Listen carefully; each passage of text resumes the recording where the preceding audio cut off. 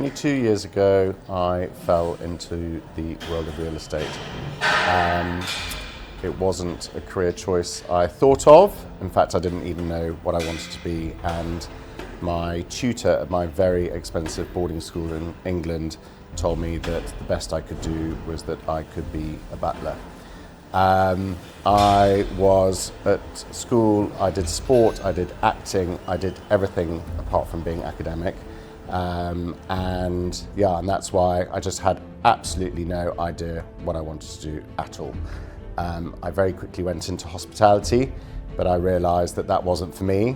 And a friend of mine said to me one day, walking home from work as we passed in Battersea, all these big estate agents, he said, I think that's what you could do. And I went, yeah, I could do actually. And they were dressed in their pink shirts and their pinstripe suits, and they were busy on the phone at 7:30 at night, and they were going in and out in their cars, going off to do viewings. And I was like, I really like the look of that.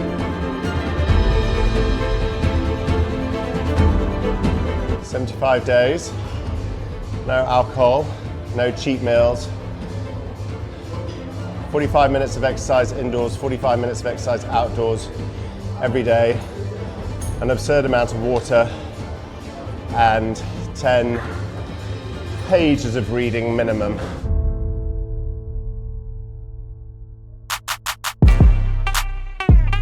We are going to Camps Bay. The client's actually not going to be there. And also we've got to be slightly confidential about the actual property that I'm going to, because it's quite an obvious property.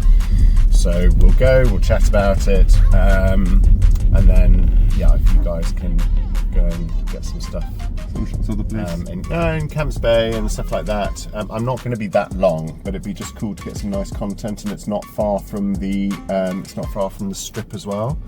So, and we've got a bit of time because our next one's at 12 o'clock after this. Perfect. So it's a client I've known, I've probably known him for about 6 years. Very supportive of when Hardie Property was set up 4.5 years ago.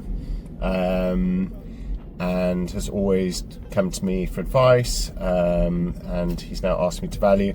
I'm not sure that he necessarily wants to sell. I think he's just looking for something up to date, but I'm always happy to facilitate that, because at the end of the day it's a long-standing relationship. And I don't care whether I've known you for 2 minutes or I've known you for 20 years. I'll always help people out, because you never know when it's going to come back around to you. Yeah. Well, what details do you have about the property that you can share? Is that all confidential? Not a lot. So what makes these type of things confidential though? So it's quite a significant property. So if I even gave away the tiniest bit of detail, I think most agents would know which property it is. Okay. That's why even when we get there, I can't even sort of show that we're in the vicinity of it. Because people would jump all over it. So I mean, that's one of those things, like with my social media and stuff, I'm quite open with what I do, and I'm always happy to share with other agents. And sometimes I do things deliberately, like I've got this penthouse coming to market, and I did a teaser reel on it the other day, and I know that a couple of agents recognise it, and I don't mind that, because I'm very happy for them, even before I go to market, to bring their buyers, because I'll always share from day dot, and that's something that we'll talk about that I'm really, really pushing at the moment. But you do have to be a little bit careful about what you put out there, especially if you don't want people to know, because there's a lot of people watching the socials, especially agents, and I've noticed a lot of agents are following me, which I think is amazing, but at the same time, you have to be a bit careful with your content. Why is that though?